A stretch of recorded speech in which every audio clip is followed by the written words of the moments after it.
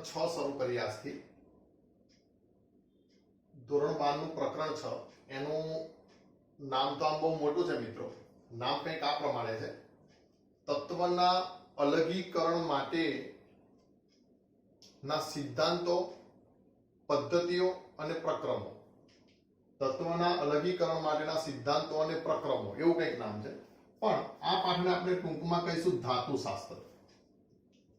ધાતુશાસ્ત્ર એટલા માટે કે આપણે આ પાઠ દરમિયાન જુદી જુદી કાચી ધાતુઓમાંથી ધાતુ કેવી રીતે મેળવી શકાય એના પ્રક્રમો અને સિદ્ધાંતોની ચર્ચા કરીશું.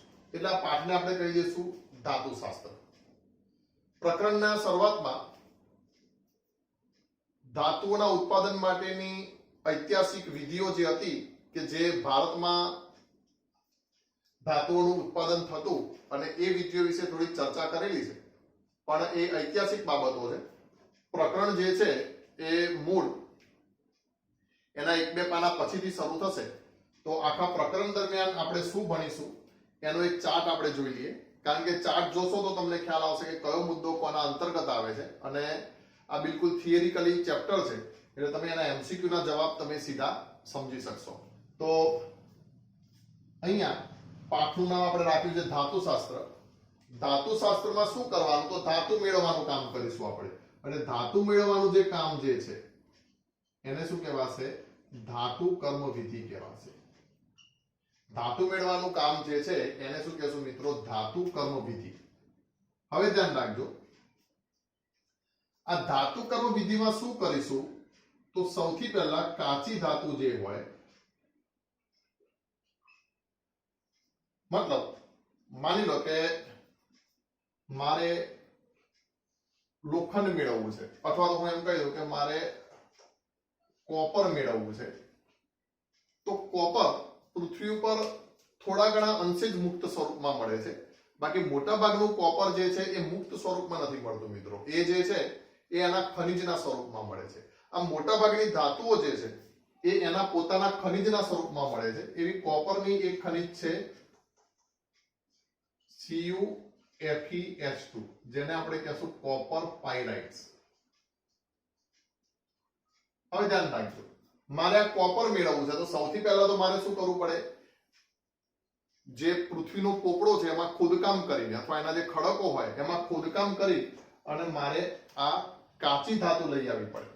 એક વાત. બીજું, હવે કાચી ધાતુ એ સીધી કઈ એકલી કાચી ધાતુ એટલે હું એમ કહી દઉં કે આ કોપર પાયરાઇટ નો ખડક છે તો કોપર પાયરાઇટ ના ખડકમાં ખોદો એટલે ખાલી કઈ CuFeH2 ના મળે. એ તો બહુ ઓછું હોય. એની જોડે શું હોય? બીજી બધી ઘણી બધી અશુદ્ધિઓ હોય, જેમ કે રેતી હોય, માટી વગેરે. બરાબર? એટલે સૌથી પહેલા તો જે પેલા ઠેકેદાર લોકો હોય એ શું કરે? જમીન લીઝ ઉપર લે. જેને આવો ધંધો કરવાનો છે તો લીઝ ઉપર એ જમીન લીધેલી હોય અને પછી એ ત્યાંથી એ જમીનનું ખનન કરવાની પરવાનગી આપે અને ત્યાંથી પછી એનું ખોદકામ ચાલુ થાય અને રેતી, માટી વગેરે સાથે પથ્થરોના ટુકડાઓ સાથે એ કાચી ધાતુના સ્વરૂપમાં કાચી ધાતુ કંપનીમાં લઈ આવવામાં આવે.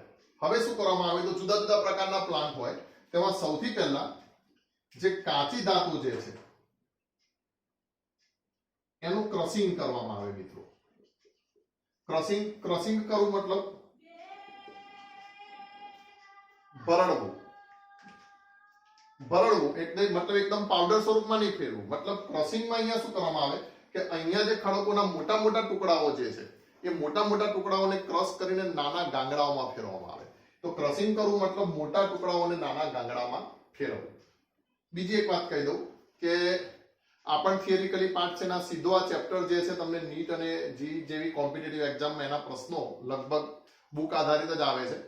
થોડીક અમુક માહિતી વધારાની હોય છે એટલે હું જોડે જોડે પ્રકરણમાં જ એ વાત અહીંયા કને ચાર્ટમાં સમાવી લઉં છું. તો ક્રશિંગ કરવામાં આવે. ક્રશિંગ કર્યા પછી એનું પલ્વરાઇઝેશન કરવામાં આવે. પલ્વરાઇઝેશન કરવું મતલબ પાવડર સ્વરૂપમાં ફેરવવું. એટલે પહેલા ક્રશ કરીને મોટા ટુકડાના શું કરી નાખ્યા? મેં ગાંગડા બનાવી દીધા. પછી એને પાવડર સ્વરૂપમાં ફેરવવું એટલે પલ્વરાઇઝેશન. પછી અમુક મશીનોથી એને પાવડર સ્વરૂપમાં ફેરવી નાખે. હવે પાવડર સ્વરૂપમાં ફેરવશો એટલે આપણે કાચી ધાતુ પણ દળાઈ જવાની, એને દળવામાં આવે ટૂંકમાં, અને બીજા નંબરમાં રેતી માટીના કણો એની અંદર ઘણા બધા હશે તો આપણે હવે શું કરવું પડશે એ રેતી માટી વગેરેના કણો જે હશે એને દૂર કરવા પડશે એ રેતી માટીના કણો દૂર કરી અને કાચી ધાતુનું પ્રમાણ વધારવાની જે ક્રિયા છે એને કહેવાય સંકેન્દ્રીકરણ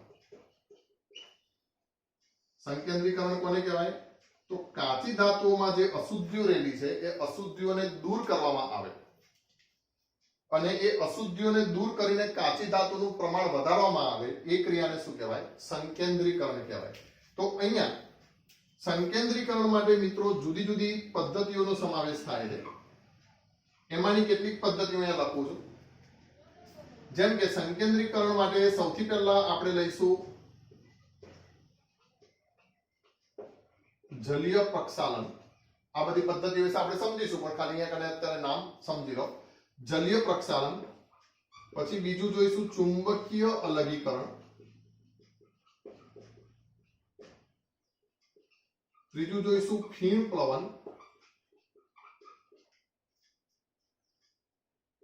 ચોથા નંબરમાં જોઈશું નિક્ષાલન બરાબર તો આ જે પદ્ધતિઓ છે એ કાચી ધાતુનું સંકેન્દ્રણ કરવાની પદ્ધતિઓ છે એમાં મિત્રો આ જે જલીય પ્રક્ષાલન ચુંબકીય અલગીકરણ અને ફીણ પ્લવન જે છે એ ભૌતિક પદ્ધતિઓ છે જ્યારે નિક્ષાલન જે છે એ રાસાયણિક પદ્ધતિ છે શેના માટેની તો કાચી ધાતુના સંકેન્દ્રણ માટેની બરાબર હવે કાચી ધાતુનું સંકેન્દ્રિત કરી નાખ્યું મતલબ હવે આ કાચી ધાતુને એકઠી કરી CuFeS2 ઉદાહરણ તરીકે એમાંથી રેતી માટી વગેરે કચરો મેં દૂર કરી નાખ્યો આ જે રેતી માટી વગેરે જે કચરો હોય એને મિત્રો ગેંગ કહેવાય શું કહેવાય ગેંગ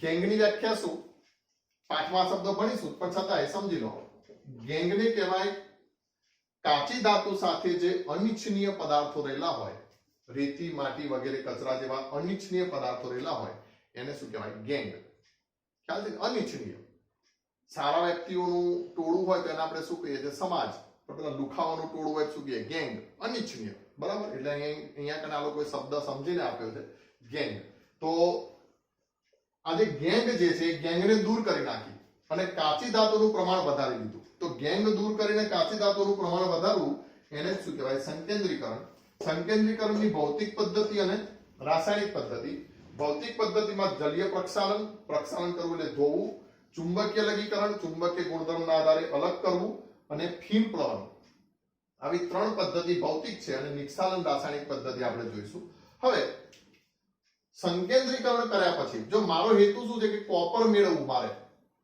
પણ આ બધું વચમાં નડશે આને દૂર કરવું પડશે ને આને દૂર કરવું પડશે તો સંકેન્દ્રીકરણ કર્યા પછી હવે હું શું કરીશ તો એનું ઓક્સાઇડમાં રૂપાંતરણ કરીશ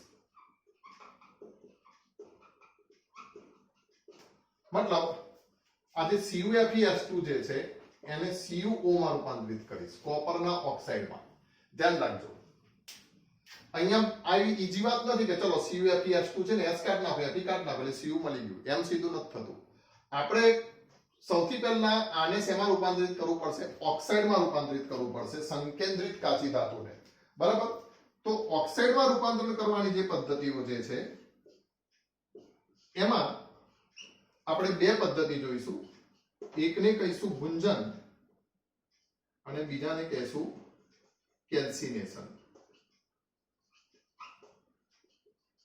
કેલ્સિનેશન માટે નિસ્તાપન શબ્દ પણ છે અને અહીંયા ગુંજન ગુંજવું મતલબ શેકવું બરાબર ચેપ્ટરમાં આપણે પદ્ધતિઓ ભણીશું પણ હમણાં નામ યાદ રાખી લો ઓક્સાઇડમાં સંકેન્દ્રિત કાચી ધાતુને ઓક્સાઇડમાં રૂપાંતર કરવાની પદ્ધતિ કઈ તો ગુંજન અને કેલ્સિનેશન હવે ઓક્સાઇડમાં રૂપાંતરણ થઈ જાય પછી ઓક્સિજન દૂર કરી એટલે મને અહીંયા કોને કોપર મળશે હવે ઓક્સિજન દૂર કરવાની ક્રિયા મતલબ શું કહી દઈશું રિડક્શન તો પછી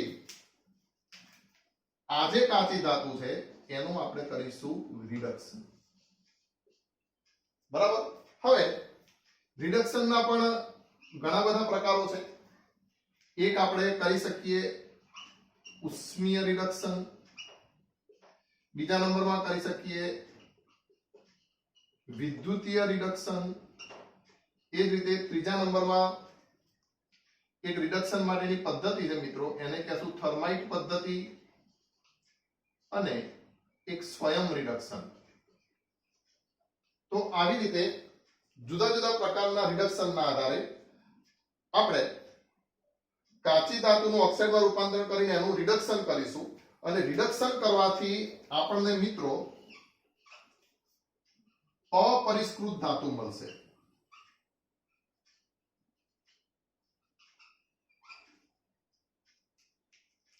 અપરિષ્કૃત ધાતુ. અપરિષ્કૃત મતલબ ધાતુ 100% શુદ્ધ નહીં હોય. હા, 90% 85% ઉપર શુદ્ધ હશે, પણ 100% શુદ્ધ હશે નહીં. તો પહેલો સ્ટેપ છે ધાતુકર્મ વિધિમાં અપરિષ્કૃત ધાતુ મેળવવાનો, અને બીજા સ્ટેપમાં પછી આપણે શું કરીશું? અપરિષ્કૃત ધાતુનું શુદ્ધિકરણ કરીશું. બરાબર, સમજી લો. સૌથી પહેલા આપણે જે કાચી ધાતુ ખોદી લાવીશું એના ખડકોમાંથી, પછી એને મોટા મોટા ટુકડા હશે એનું ક્રશિંગ કરીને નાના ગાંગડામાં ફેરવીશું. પછી નાના ગાંગડાઓને દળી અને પાવડર સ્વરૂપમાં ફેરવીશું, જેને કહેશું પલ્વરાઇઝેશન. પછી અશુદ્ધિઓ એટલે કે ગેંગ જે છે ગેંગને દૂર કરીશું, એટલે આપણને કાચી ધાતુ મળશે. એ કાચી ધાતુનું પ્રમાણ વધારવાની જે ક્રિયા છે એને શું કહેશું? સંકેન્દ્રીકરણ. સંકેન્દ્રીકરણ માટે આપણે જલીય પ્રક્ષાલન, ચુંબકીય અલગીકરણ, ફીણ પ્લવન, નિક્ષાલન એ બધી પદ્ધતિનો ઉપયોગ કરીશું. પછી આ જે સંકેન્દ્રિત કાચી ધાતુ છે એને આપણે ઓક્સાઇડમાં ફેરવીશું. ઓક્સાઇડમાં ફેરવા માટે આપણે ભુંજન અને કેલ્સિનેશનનો ઉપયોગ કરીશું. પછી આપણે એનું રિડક્શન કરીશું. રિડક્શન કરવાથી આપણને શું મળશે? અપરિષ્કૃત ધાતુ મળશે. તો રિડક્શનમાં પણ ઉષ્મીય રિડક્શન થઈ શકે, વિદ્યુત રિડક્શન, થર્માઇટ પદ્ધતિ અને સ્વયં રિડક્શન. પછી આપણે શું કરીશું? તો આ જે અપરિષ્કૃત ધાતુ મળે છે, અપરિષ્કૃત ધાતુ કે જે 85 થી 90% શુદ્ધ છે, એને આપણે અતિ શુદ્ધ કરીને 99.99% અથવા તો નિયરલી ઇક્વલ ટુ 100% શુદ્ધ કરીશું. અને શુદ્ધ કરવા માટે આપણે જે પદ્ધતિઓનો ઉપયોગ કરીશું મિત્રો, એને શું કહેશું? શુદ્ધિકરણ. તો અપરિષ્કૃત ધાતુનું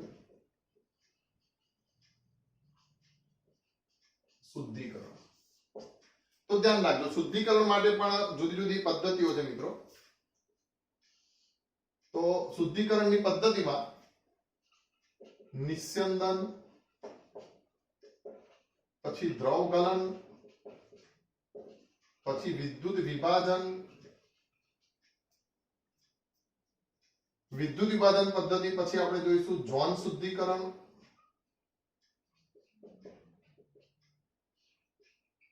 પછી બાષ્પ અવસ્થા શુદ્ધિકરણ,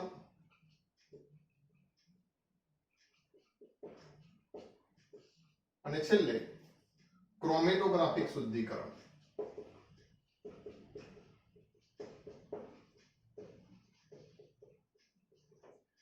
બરાબર, તો આ પ્રકરણને આપણે 3 ભાગમાં વહેંચીશું. પહેલા ભાગમાં ધાતુકર્મ વિધિનો પહેલો સ્ટેપ અપરિષ્કૃત ધાતુ મેળવવી, આ પહેલો ભાગ. બીજા ભાગમાં આપણે શું કરીશું? એનું શુદ્ધિકરણ કરીશું. અને ત્રીજા ભાગમાં આપણે 3 ધાતુ મેળવીશું. એક તો Cu, Al 4 ધાતુ, Fe અને Zn કેવી રીતે મેળવવામાં આવે છે?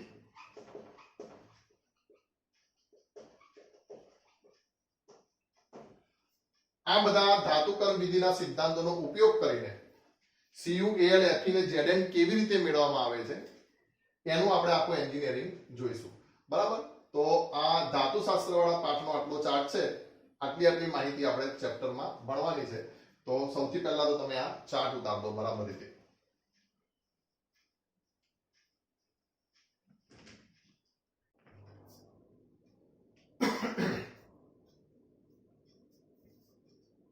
પ્રકરણ 6 માં શું ભણીશું એનો આપણે ચાર્ટ જોયું. હવે મિત્રો એક વાત ધ્યાનમાં રાખી લો કે આખું થિયરિકલી પ્રકરણ છે. આપણે શું કરીએ છીએ કે શરૂઆતમાં બધા સ્કોરિંગ ચેપ્ટર પૂરા કરી નાખીએ છીએ કે જે તમે વાંચીને પણ તૈયાર કરી શકો એમ છો.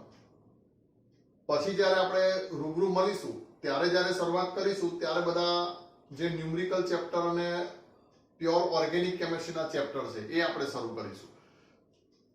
તો અહીંયા આ ચેપ્ટર પણ બિલકુલ સ્કોરિંગ ચેપ્ટર મેં તમને કીધું, એટલે માહિતી જે બુકમાં આપેલી છે એ જ મારે તમને કહેવાની છે. હા, થોડીક 1-2 વધારે માહિતી હશે કે જે તમારે બીજી બધી કોમ્પિટિટિવ એક્ઝામમાં કામ લાગશે.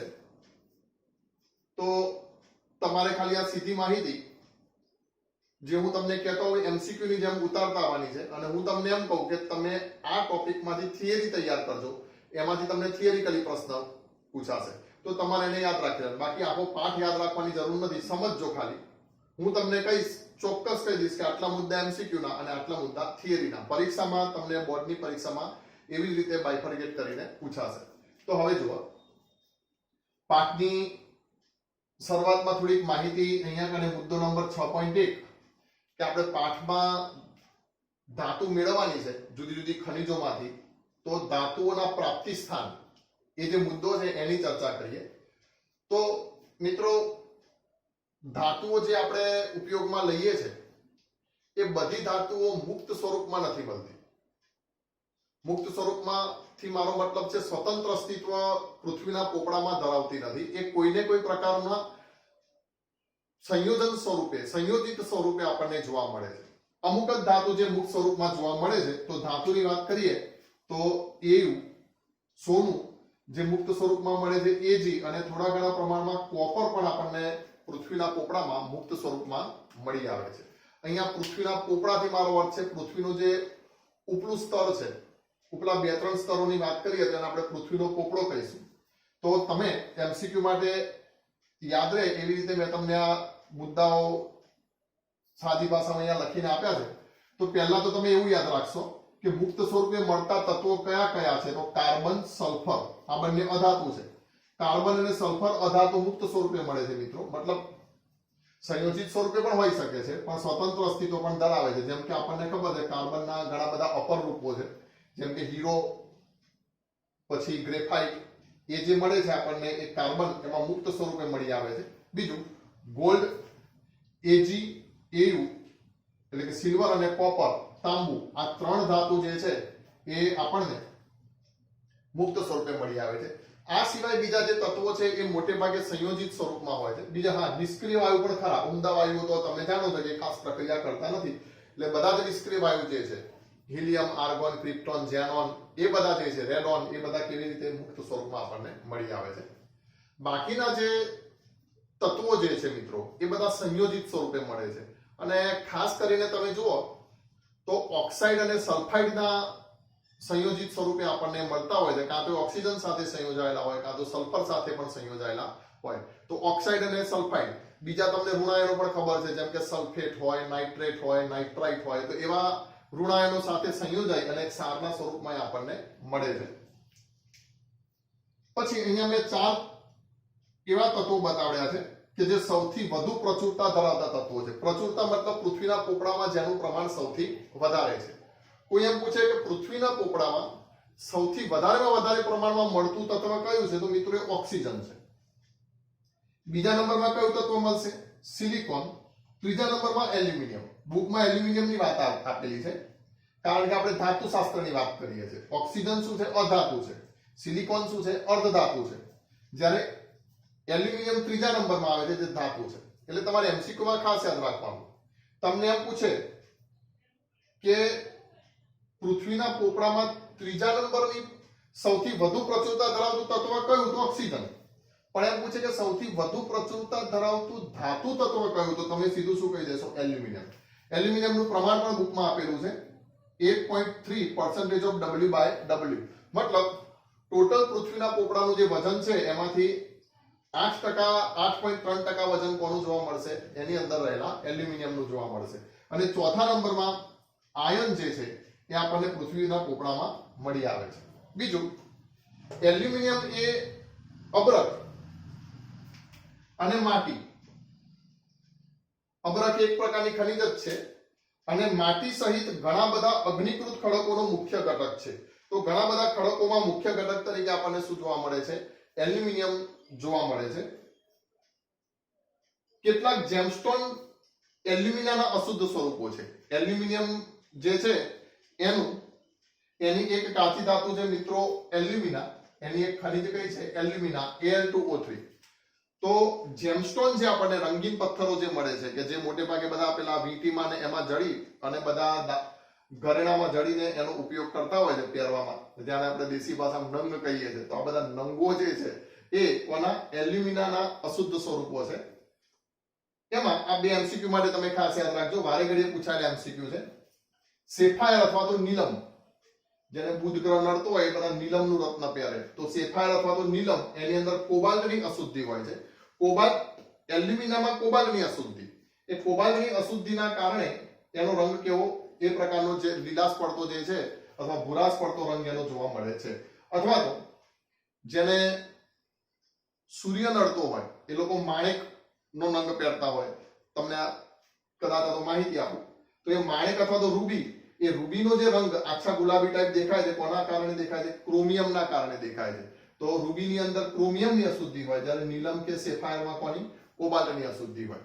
તો આ જે છે એ તમે ખાસ એમસીક્યુ માટે યાદ રાખજો. આવી સીધે સીધી લીટીઓ બુકની અંદર આપેલી છે, જે મેં શોધીને અહીંયા કને તમને કીધી છે કે આવા એમસીક્યુ તમને આવી શકે.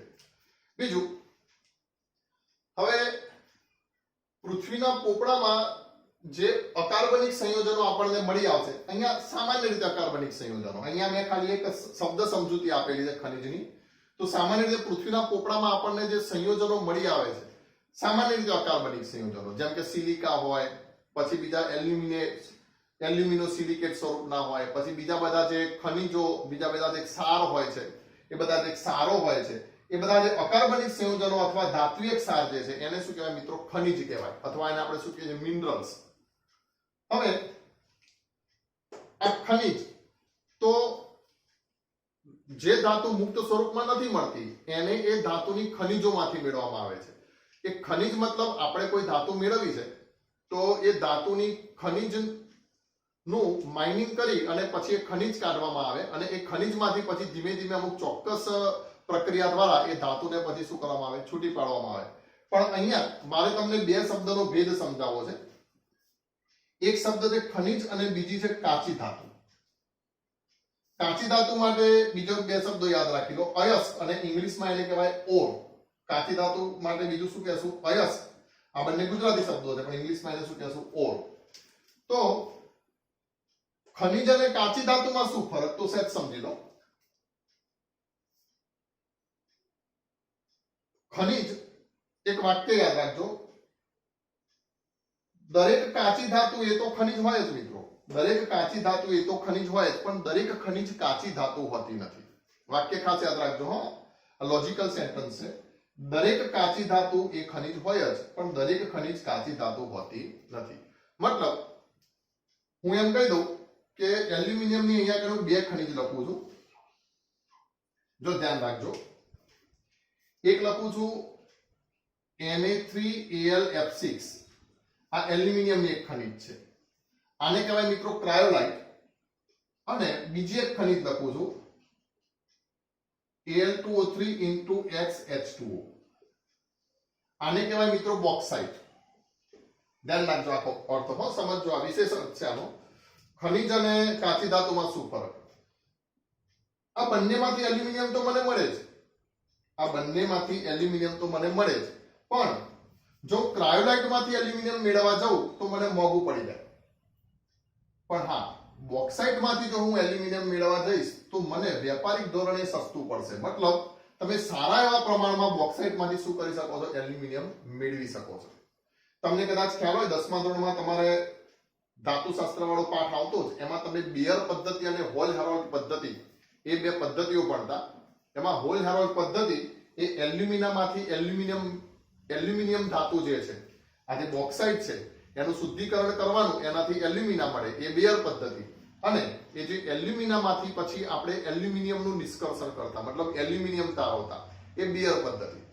મિત્રો તમને જાણકારી માટે કહી દઉં કે જ્યારે આ બીયરની એ હોલ હેરોલ્ડ પદ્ધતિ, જ્યારે આ હોલ હેરોલ્ડ પદ્ધતિની શોધ નથી થઈ, મતલબ બોક્સાઇટમાંથી આપણે એલ્યુમિનિયમ મેળવતા શીખ્યા નતા, ત્યાં સુધી એલ્યુમિનિયમનો જે ભાવ જે છે ને એ ચાંદી કરતા પણ વધારે હતો.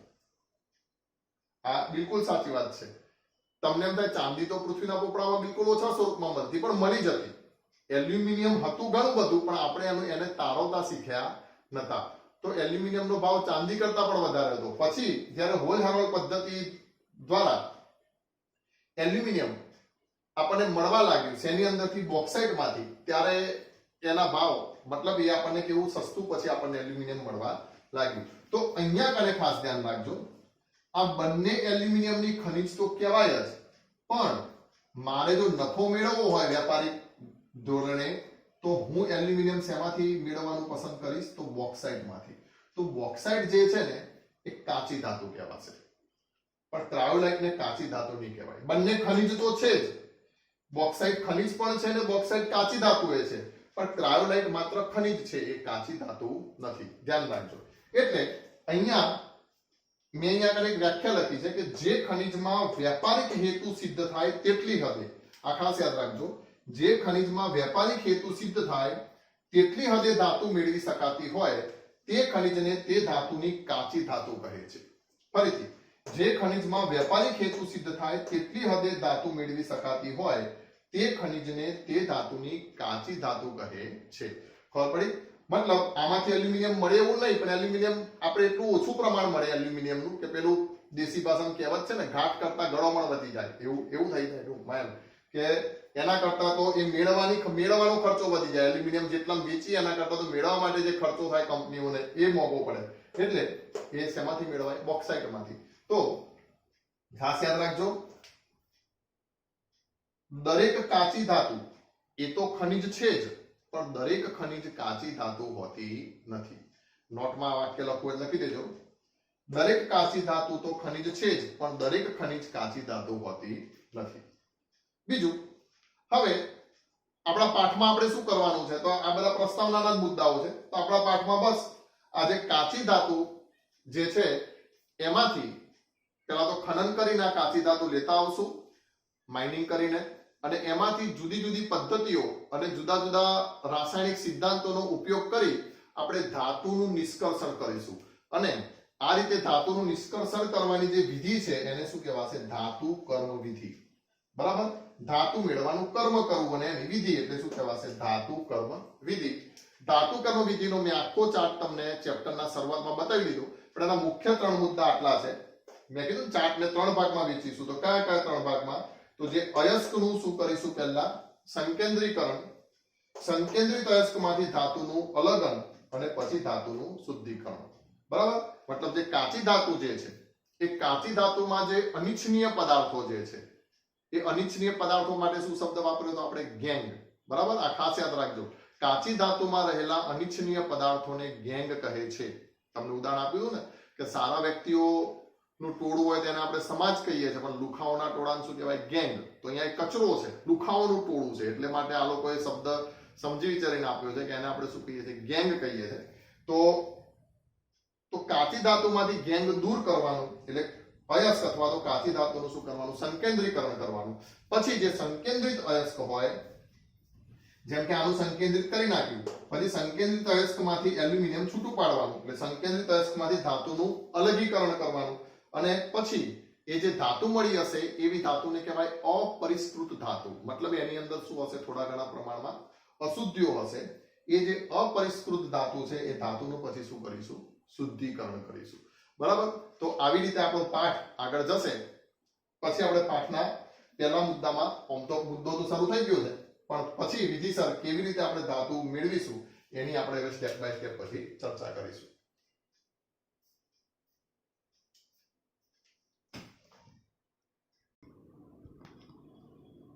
જો અહીંયા કને કેટલીક અગત્યની ધાતુઓની મુખ્ય અયસ્ક કોષ્ટકમાં આપેલી છે. આ કોષ્ટક તમે ખાસ યાદ રાખી લેજો. આ કોષ્ટકમાંથી ફરજિયાત એક MCQ તમને બોર્ડની પરીક્ષામાં આવશે, એટલે એ તમે ખાસ ધ્યાનમાં રાખજો. જેમ કે અહીંયા એલ્યુમિનિયમ છે, તો એલ્યુમિનિયમની અયસ્ક કઈ કઈ છે? તો એક તો બોક્સાઇટ. બોક્સાઇટનું સૂત્ર છે AlOx OH 3 - 2x, જ્યાં x ની કિંમત 0 is less than x is less than 1, મતલબ x ની કિંમત 0 થી 1 ની વચ્ચે હોઈ શકે. ટૂંકમાં આનું સૂત્ર તમે Al2O3 × XH2O એવી રીતે પણ લખી શકો છો. પછી બીજી છે કેઓલિનાઇટ, જે માટીના સ્વરૂપે મળે છે. એનું સૂત્ર છે Al2OH4 SiO5. આ મિત્રો યાદ જ રાખી લેવાનું તમારે. પછી આયન જે છે એની ખનિજ છે હિમેટાઇટ, મેગ્નેટાઇટ, સિડેરાઇટ અને આયર્ન પાયરાઇટ. હિમેટાઇટ, મેગ્નેટાઇટ, સિડેરાઇટ અને આયર્ન પાયરાઇટ એના સૂત્રો પણ તમે જોઈ શકો છો. હેમેટાઇટનો મતલબ છે Fe2O3, મેગ્નેટાઇટ છે Fe3O4, સિડેરાઇટ જે કાર્બોનેટ ખનિજ સ્વરૂપે છે FeCO3 અને આયર્ન પાયરાઇટ FeS2. પાયરાઇટ શબ્દ આવે ને મિત્રો એટલે સમજી લેવાનું કે S2 -2 ધ્યાન રાખજો હો. એનું જે અહીંયા પાયરાઇટ જે છે એ પાયરાઇટ આયનનું સૂત્ર આવું થશે S2 -2. એટલે આમ જોવા જઈએ તો સલ્ફરનો ઓક્સિડેશનાંક આપણે કેટલો ગણીએ છીએ મિત્રો? -2 ગણીએ છીએ ને. પણ ખાસ યાદ રાખવાનું, જ્યારે પાયરાઇટ સંયોજનોમાં તમને નીટ જેવી પરીક્ષામાં જો સલ્ફરનો ઓક્સિડેશનાંક પૂછે તો તમે કેટલો કહેશો? -1 કહેશો મિત્રો. બરાબર. પાયરાઇટ ખનિજમાં જેમ કે અહીંયા FeS2 છે તો Feનો ઓક્સિડેશનાંક +1 થશે, જ્યારે અહીંયા S જે છે એનો ઓક્સિડેશનાંક જે છે એ કેટલો થશે? એ -1 થશે. એટલે યાદ રાખજો, પાયરાઇટ ખનિજોમાં સલ્ફરનો ઓક્સિડેશનાંક -1 હોય. S2 ભેગા થઈને તો -2, પણ એકલા સલ્ફરનો કેટલો મિત્રો? -1 હોય. જો જેમ કે અહીંયા કોપરની ખનિજમાં એક આપ્યું છે કોપર પાયરાઇટ્સ, તો એમાં પણ છે ને S2 આવી ગયા ને, તો CuFeS2. તો આ કોપર પાયરાઇટ જેમાંથી ખાસ કરીને કોપર મેળવવામાં આવે છે. પછી મેલેકાઇટ CuCO3 × CuOH એને શું કહેવાય? મેલેકાઇટ. પછી ક્યુપ્રાઇટ Cu2O અને કોપર ગ્લાન્સ Cu2S. ધ્યાન રાખજો, અહીંયા S આવેલો છે પણ પાયરાઇટ ના કીધું, મતલબ એનો ઓક્સિડેશનાંક કેટલો થશે? -2 થશે સલ્ફરનો. બરાબર. પછી આ મિત્રો ઝીંકની ખનિજ આપેલી છે. એમાં ઝીંકની ખનિજની અંદર ઝીંક બ્લેન્ડ અથવા તો સ્ફાલેરાઇટ ZnS, પછી કેલેમાઇન ZnCO3 અને ઝીંકાઇટ એટલે ZnO. બરાબર. એટલે આ રીતે આમ તો કોષ્ટક જ છે, હું તમને કહી શકતો કે ભાઈ કોષ્ટક તમે જોઈ લેજો, પણ છતાંય મેં કહ્યું તમને એક વખત બતાવી દઉં બુકમાં. કોષ્ટક ખાસ તૈયાર કરજો. કોષ્ટક તૈયાર કરશો એટલે તમારે 1 માર્ક સાચો સમજવાનો. બોર્ડની પરીક્ષામાં ફરજિયાત 1 માર્કમાંથી આ MCQ આનામાંથી આવે છે. બીજું, જેમ કે આયનની ખનિજ જુઓ તો હિમેટાઇટ, મેગ્નેટાઇટ, સિડેરાઇટ અને આયર્ન પાયરાઇટ. જેમ કે તમારા કોઈ મિત્રનું નામ હિમેશ હોય, હિમેશ, તો તમે એને કેવી રીતે બોલાવો? એ હિમેશિયા, એવી રીતે બૂમ પાડો ને, એ હિમેશિયા. તો હિમેશિયાથી કેવી રીતે શું યાદ રાખશો? હી એટલે હિમેટાઇટ અથવા તો હેમેટાઇટ, મેગ્નેટાઇટ, સિડેરાઇટ અને આયર્ન પાયરાઇટ. બરાબર. તો આ ખનિજો તમે જોઈ લેજો. મળીએ પછી આવતા લેક્ચરમાં.